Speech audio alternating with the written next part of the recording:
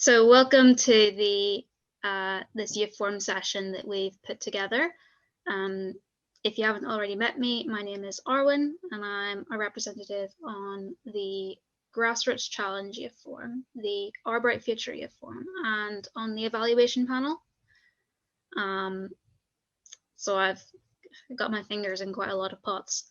I'm joined today also by Megan, who you've met, Andra and Georgina as well, and we'll be presenting a little bit in person.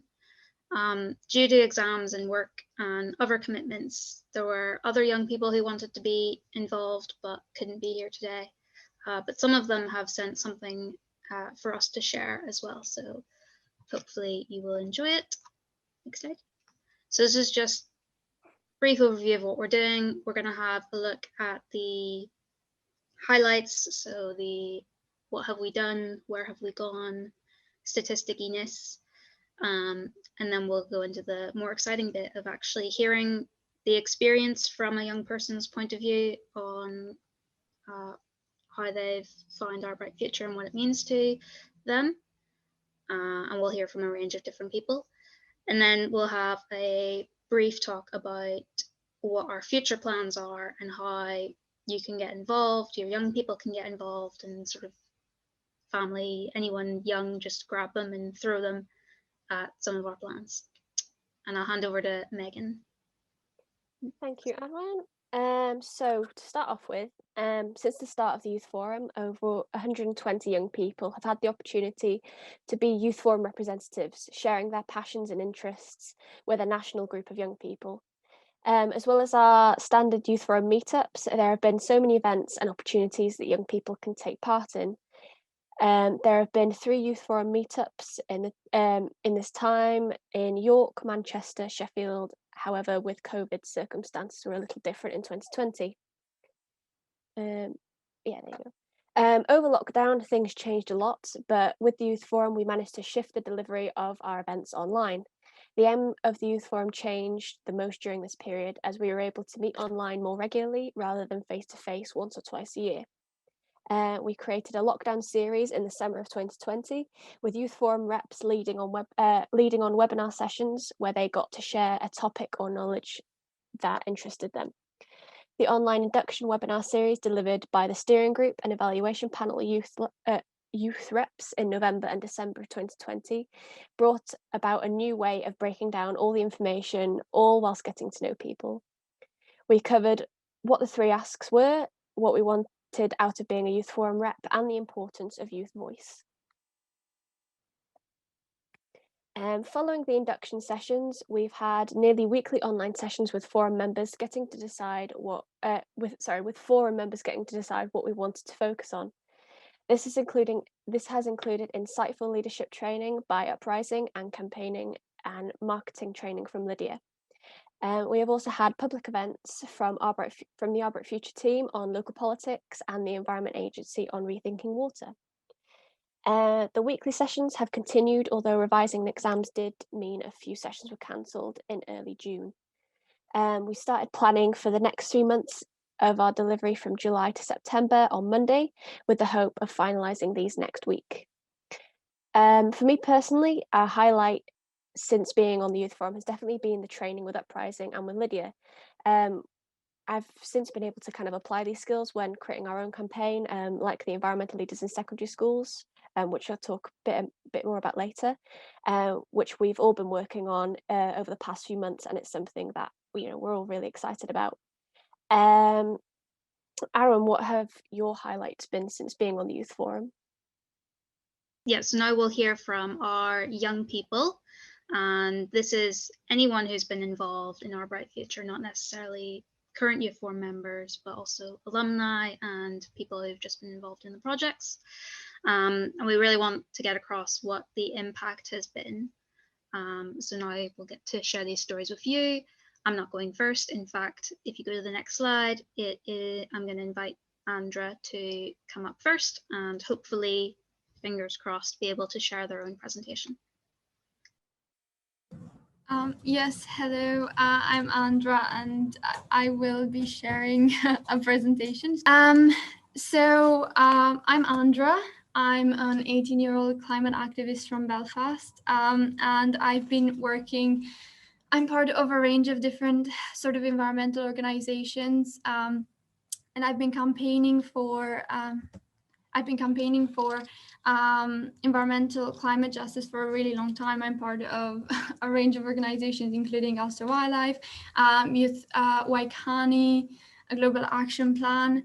But really taking part in the Our Bright Future program has been a hugely valuable experience, and one that I enjoyed very much. It kept me really busy and active over the past year and made the lockdown pass much more quickly as well. So basically, working on our campaign to learn more outdoors has given me important new skills and knowledge. Planning environmental campaigns, being creative and producing videos, meeting political leaders to present our ideas, running social media campaigns, working as a team, communication skills. Basically, these are all lessons that will really benefit me and anybody who's been a part of the program in the future. So we presented our ideas to the education minister, and he agreed to place our resources on the Education Authority's website to help schools incorporate nature into their classes. And it's very rewarding to see that we're making a real impact in putting environmental issues on the political agenda. So working with other passionate young people, learning from each other, making new friendships has been really equally important as well. We recently had a team day out on the nature reserve, as you can see in the picture, and of course everything was in line with the guidelines, and it was great to actually relax and have fun after all the hard work that we'd been doing all year. And the support we received from the Ulster Wildlife team has been really invaluable. They guided us every step of the way, and they shared some of their environmental knowledge with us in the process. And I can really say, and I think anybody who's been involved in the program can agree with me, that taking part in the program has boosted my confidence in my wider campaigning work on the climate and the environment, and also is encouraging me to take new opportunities in the community. So it's been a really, really great experience overall, and I want to thank you all for the opportunity to actually take part, and thank you for listening. That's me done now.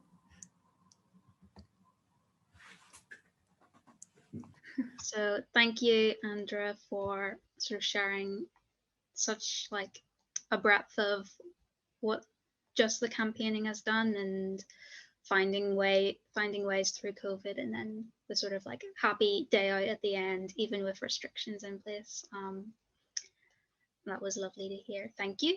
So next, I'm going to invite Megan to read out what Martin, who couldn't be here from Impacts Arts, has said about their involvement with Our Bright Future. Over to you, Megan. Thank you. This will also be on a Jamboard that Lydia will share the link to, and you can read it at your own pace if you want to. So Martin has said, ever since the Creative Pathways project, I've discovered more avenues of doing art and developing those ideas further, such as top-down maps I would draw in pencil, but I've come round to thinking that paint might actually be better overall, especially in getting more variety of colour, but could still use pencil as the groundwork. Though I've yet to fully put that into practice, but now college is finished, it's worth trying out. Another thing I learned was that the first piece of a new medium shouldn't be perfect. In fact, it's better to leave the first piece and experiment with a new idea. That way I don't dwell on it. One could also go as far as to put a time limit on making it so you find faster and better ways of creating things. I quite agree with what he says. It's very true. You can't expect things to be perfect all the time, especially if you're starting something new. So thank you, Martin, for that. I've talked a lot about kind of my own experience, but I will give a short brief of my own story on Our Bright Future. So Our Bright Future has meant, I've only been part of the Youth Forum for a year, but Our Bright Future has meant that I have gained so much during that time. From the training with Uprising, being able to take part in events like Wildlife, organising online sessions, everything has been hugely beneficial through upskilling and what I think is the most valuable, boosting my confidence. I've been able to go back to my own project and take part in many of the online and in-person events that we've had and are planning on running in the future. Being part of Our Bright Future has also given me reassurance that youth voice is being heard and work is being done to strengthen the impact that young people have. Joining the forum has also been a great experience, as I have had the chance to meet so many passionate and interesting young people from across the UK. And these people definitely helped me stay a little bit sane over lockdown. And I'm really excited to meet people when we can in person. I'm next going to introduce Georgina, who's going to share their story. Can people see that? Cool. So yeah, I think one of the most amazing things about being on the Our Bright Futures programme was it gave me the opportunity to explore so many different things within conservation, and it really made me realise that like I'm best suited in art and creativity, and using art and creativity to get more people connected with nature. So I was already part of this sort of group of artists, and we decided to go push it further with this project we have called Undergrowth. And all the skills that I got during the Our Bright Futures programme of sort of organisation and outreach and talking to people and combining different organisations together really, really helped me. And so it's now a community interest company. We've been doing loads and loads of events over the last few years. Excuse me, there's probably way too many photos here, but this was one about urban commons. So we're bringing people together at the Tate to try and explain to them about the commons and how it impacts us all, and how common land is so essential to all of us and needs to be accessible. Then we set up a woodland school because we wanted to get more children involved in nature in London, but through the arts. So we set this up in Wick Woodland and ran it over a summer with kids, doing lots of arts activities. Then with this, we sort of worked with the kids to develop a project in a community centre in Hackney Wick. So we built this tree, and we were talking to people about the river and like river conservation, and getting them to contribute to these big bits of artwork that we displayed later, which was sort of with their experiences about the river and stories about the river. We did another fundraiser about the Amazon rainforest using all recycled materials and puppets. And then we went to India and did like a festival all for women about ecology to try and get more young women engaged in conservation. So trying to support young women to connect with the natural world mostly through like arts, workshops, textiles, talks, ecology, which was really powerful. And it was like really amazing how it united all these women. It was really, really great. So then we came back and we got involved a bit more in sort of direct action and activism and a lot of stuff relating to walking. And we went on this trail, which was about raising awareness about HS2, which led me to end up living in camps along the HS2 line, which was using a lot of stuff to do with art, again, for outreach. We did a lot of stuff. It was where Roald Dahl based Fantastic Mr. Fox, so we did a lot of stuff with arts relating to that. So all the skills that I've gained with Our Bright Futures basically have made me able to do this organisational stuff. We now have a camper van that we travel around the country doing environmental arts and education about the environment with kids and families and all sorts of different people, which we've just painted, so it's a bit more family friendly as well.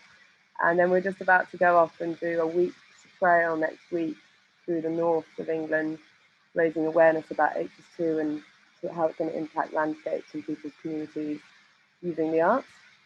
And then lastly, the thing I've been involved with recently is called Wildcard, which is about rewilding and land ownership in this country.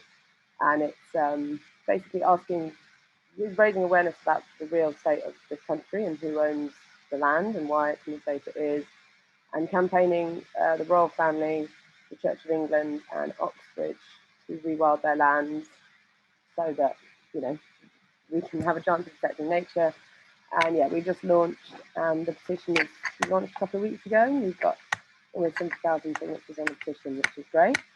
And yeah, so just want to keep pushing awareness about the state of nature. And I think also being on the Our Bright Futures programme really opened my eyes to the reality of actually the way this country is and the way that our nature is as well. So that's it. Thanks, Georgina. There's some amazing stuff you've done over the period of Our Bright Future, and I really like the impact that art has had on your work and how you've used it, because nature inspires creativity, so why wouldn't you use it? I'm now going to pass back to Arwen, who's going to read a quote from Noah on the Avon Wildlife Trust Youth Forum.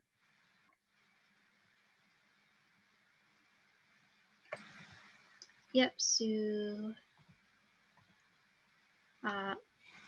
so Noah from Avon Wildlife Trust has said, I love being a part of Avon Wildlife Trust's Youth Forum, as I've not had access to such an enthusiastic network of people interested in conservation and the green movement before. I've also really enjoyed the talks by the professionals and gained more experienced people that come to the meetings and share their stories with us. This is super inspiring for me and has spurred me on to keep aiming in this direction. I'm also really grateful for the potential CV improving aspect of being part of the Youth Forum, and I think without the Youth Forum, I would struggle to break in this sector. For these reasons, I sincerely think that such privileges and opportunities like this should continue and be extended to other young people, as there is an increasing interest in ecology, conservation, and green change in the younger generations. The Youth Forum gives us a space to grow and develop together. So thank you to Noah for sharing his story, even though he couldn't be here. And now I will attempt to share my screen. So I've had quite the journey with Our Bright Future, but there's two main aspects I want to focus in on. And that's the sort of external things that I've done, where I've gone, what I've been a part of, places I've visited, people I've met. And then there's the sort of internal journey of how that's changed me, which I think hopefully you'll agree that that is really the more important of the two. So growing from the soil, when I first started getting involved, and how I got involved was I did my Duke of Edinburgh residential with Grassroots Challenge, and it was like by a fluke, because I just managed to find it when all of our residentials had their spaces booked up. But what happened on that residential was I had such a great time. I was like, why haven't I been doing this for years? How can I get more involved? So when they later invited me to apply to Youth Forum positions, both on the project and the program, I was like, yes, I'm going to take this step because I really enjoyed this and I'm scared of where it's going to go, but I'm also excited. So then I got involved in the Our Bright Future Youth Forum for the first time, meeting people, traveling on my own to England to attend that. And then I had the first Grassroots Challenge Youth Forum meeting as well, which again was really great in meeting like-minded people from across Northern Ireland and sharing our views together. I also applied for the evaluation panel position, so I was really like getting into Our Bright Future as deep as possible. And I also attended the All Project seminar in 2018 in Cardiff as well, and that was really fun. And I had my first evaluation panel meeting. So at this point, I'd had like a really strong foundation with Our Bright Future way back in 2017, 2018. So from there, I started branching out into sort of more events and more organizations, etc. So there was a Wildlife Trust's parliamentary reception, which I attended and spoke to MPs. That was really cool, even if the MPs were a bit useless. And then the Grassroots Challenge Celebration event was a really great event, happens every year, and I helped out in emceeing and sort of organizing the event, which was also really positive for me.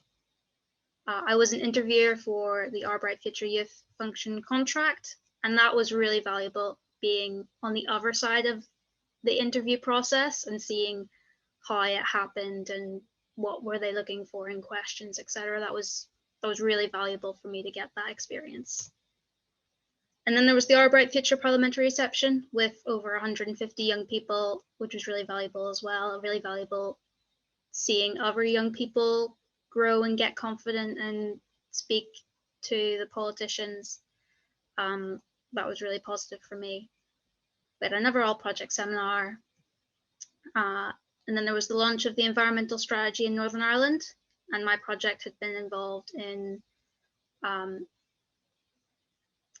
leading consultations for young people so that they could feel involved and they wouldn't feel overwhelmed by sort of what was being asked, how could it be made youth friendly. And they took those ideas forward and sort of implemented them into the environmental strategy. And then there was the Ulster Wildlife AGM, and I went to that and I spoke for about 10-15 minutes, which is the longest time I'd ever spoken to an audience before, on sort of the benefits of funding youth function and projects that involve young people within the environmental sector and why it's so important. And that was really valuable for me. And I was also an interviewer for the CEO of the Wildlife Trust, of the whole Wildlife Trusts. I was involved in that, and that was really a really great experience as well. And then we had our other Our Bright Future Youth Forum, and I was involved in sort of helping to lead that. And the celebration event of 2019, which I also spoke to about a room of 150 to 200 people. And so that was like the peak of I was just going upwards in my confidence. So yeah, that was a really good event. And then COVID hit. And so we had to find new ways of doing things. So we started our Bright Future webinar series, which, as you've seen from what we've talked about, has been going really well. And I think we've really bonded over the sort of weeks of talks and discussions. So this was an event that had to be cancelled because of COVID. And it's the deepest regret I have because of COVID, because I love the World Wildlife Fund as an organization, and David Attenborough was going to be there. And we were going to go to the Royal Albert Hall to see the premiere of David Attenborough's movie. It had to be cancelled. But I was so honored to be picked as one of the young people to go to it.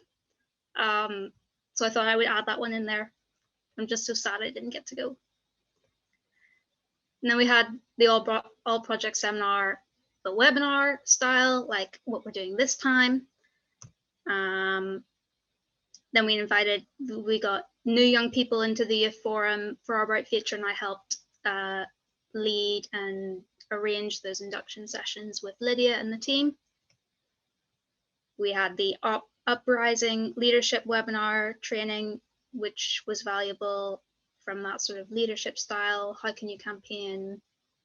How can you like settle conflict and stuff? So that was really valuable as well. And the Environmental Agency Water event, helping chair that and it was really positive seeing how the Environment Agency wanted to connect with more young people. That's what I took away from that. And now we're up to today. So yeah, so a lot of stuff that has happened over the years. So really, that's all the external, here are the dates, here are the titles of the events, here's what's happened. But what has happened in that process to me?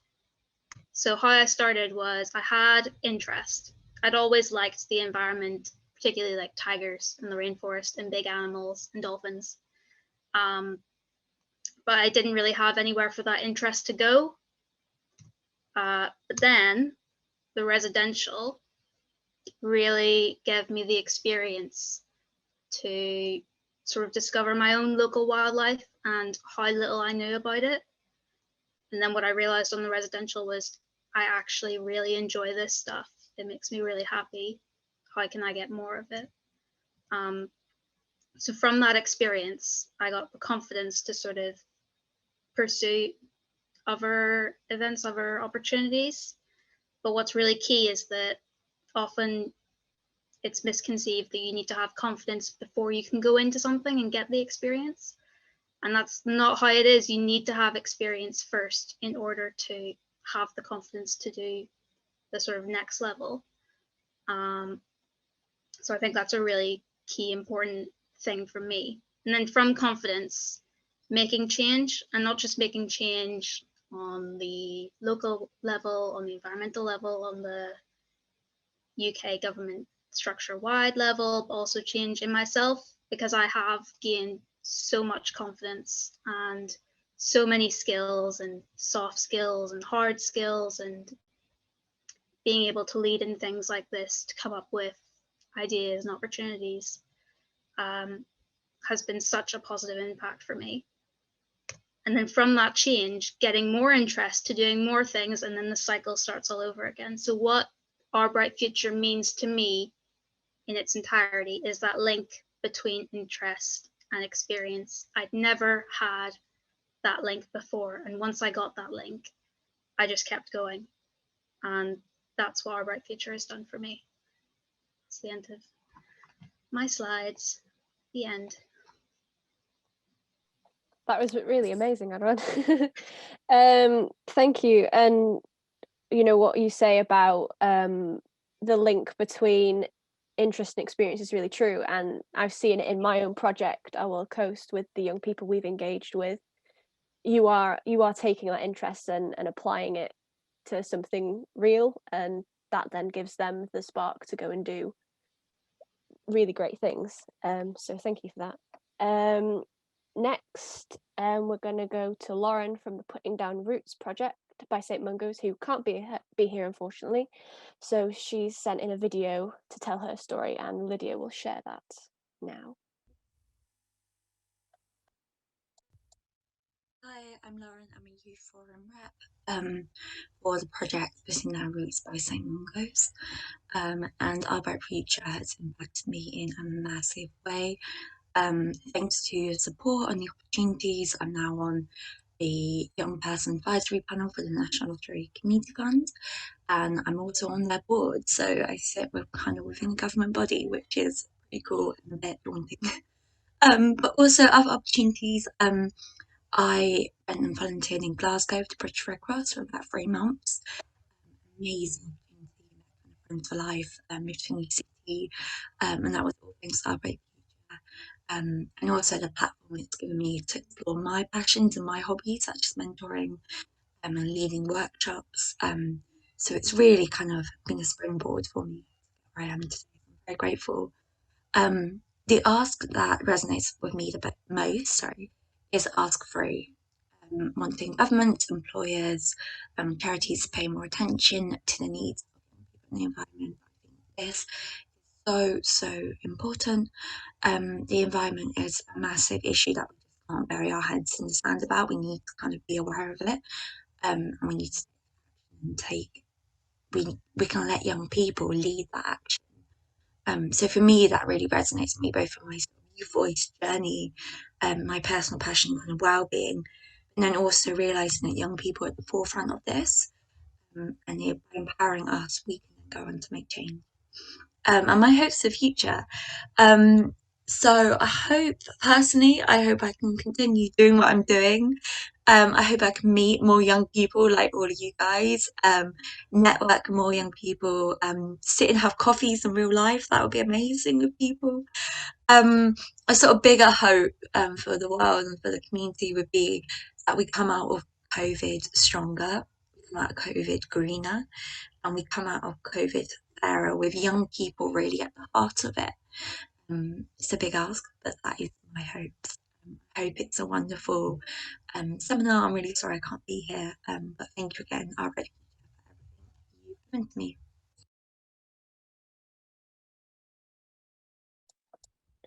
Okay, thank you, Lauren, and thank you, Lydia, for sharing that. So that's the end of the young people stories. I hope you enjoyed our stories that kind of took a glimpse into what we've gained and what we've achieved throughout Our Bright Future. Next, we're going to move on to some exciting future plans that we have, with some key dates. So from today, we are launching the recruitment for new Youth Forum representatives. Youth Forum reps can be involved in online sessions and events, as well as hopefully offline residentials. Fingers crossed. We'll meet to discuss our passions and interests, as well as planning what we want to do as a group. Sign up and more information for the first welcome and induction session can be found on the type form being posted in the chats, hopefully. Recruitment is open from today to Monday, the 9th of August. So yes, we want as many young people as possible. New Youth Forum reps could be part of our new campaign, the Environmental Leaders in Secondary Schools, which I mentioned a few times earlier on. And this campaign focuses on increasing climate and environment education in secondary schools, as well as other youth settings, so youth groups, homeschooling, and that sort of thing. We're hoping to create our own resources for schools and young people to use to get outside, whilst creating our own webinar series to support young people into leadership roles, whether that's in schools or in their community. So we want to make it as reachable by all young people as possible. We hope that this might inspire young people to get into green jobs, whether that's in the environmental sector or as entrepreneurs or change makers in the sector they want to go into. Next is the celebration event, which young people will be hosting. This includes alumni as well. We will be celebrating the achievements and giving out awards and planning for the future. Lydia will send out more information on Friday, along with the regular information of the week. So Saturday, the 24th of July, 11 till 5. We'd love to see as many young people there as possible. Next slide. Yes. So although the programme is coming to a close, we'd love to have your continued support with you as a Youth Forum, and there are a number of ways that you can help us. For Youth Forum recruitment, helping us share our promotional messaging out to your networks is really helpful. For our campaign, we would welcome any resources that you can share, so please let us know if you have anything that we can use in our resource packs. We will keep all your branding and representation, as we don't want to be recreating the wheel. We want to make it as easy as possible for all young people to find and use these resources. We are also on the lookout for advisors who would be happy to offer their experience. For the celebration event, please share this with your young people. We'd love it if alumni wanted to attend as well.